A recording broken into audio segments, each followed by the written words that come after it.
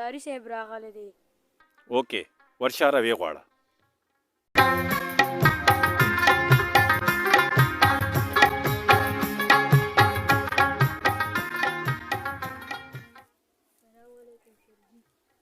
وعلیکم. زرداری پاس کېنا، لاندې ولې ناست دی؟ سرجي مونږ دومره اوقات چېرته دی چې پاس کښېنو. اوکې اوکې نو بیا نور څه غواړې؟ سرجي بلاول بچی مې عزت کوي چې ما وزیر اعظم جوړ کړم. ګوره زرداری بلاول لا ماشوم دی، دا ځل ما بل وزیر اعظم تیار کړی دی.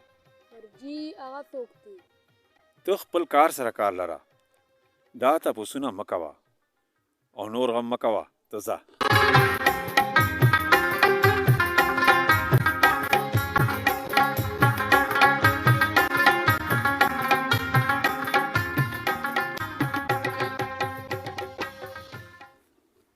سرجي مولانا صاحب راغلی دی. بیا راغلی دی؟ اوس څه غواړي؟ خو زه راویې غواړه.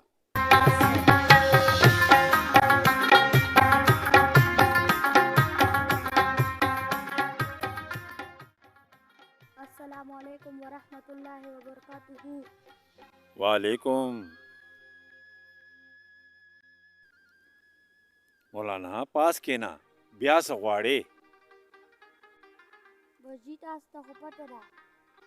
اوهو مولانا یو خو ته نه مړېږې. بس جی د شیروانۍ ارمان مې زړه کې پروت دی. بس جی دا یو سوال مې دی درنه، یا مې صدر کا یا مې وزیر اعظم. بس مولانا غلې، په دوو سیټونو څوک وزیر اعظم نه جوړېږي. خو ځه څه به درکم درته.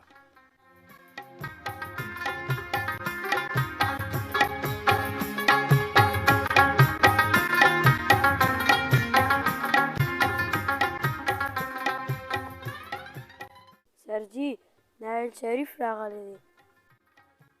ناهل شریف؟ ښه ښه روی غواړه.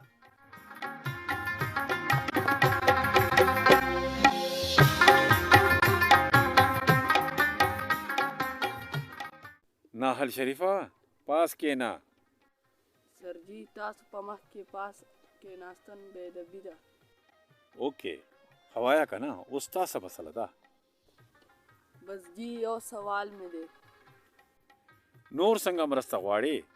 ټول خو مې درته ډنډت کړل. سرجي بس دا یو سیټ مراکو وزیر اعظم والا.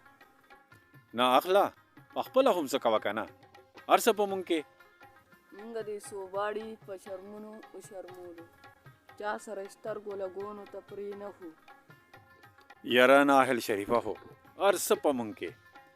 کیسونه هم درته ما ختم کړل، الیکشن کې سیټونه هم درته ما درکړل، او اوس به د وزیر اعظم هم زه جوړوم. زه ورته د مټۍ غم کوه، زر به وزیر اعظم جوړ شي.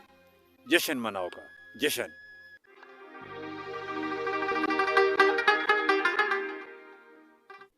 نو بدنامیږو به نه چې داسې نالایقه خلک زموږ په برخه شوي دي چې په څه هم نه پوهېږي.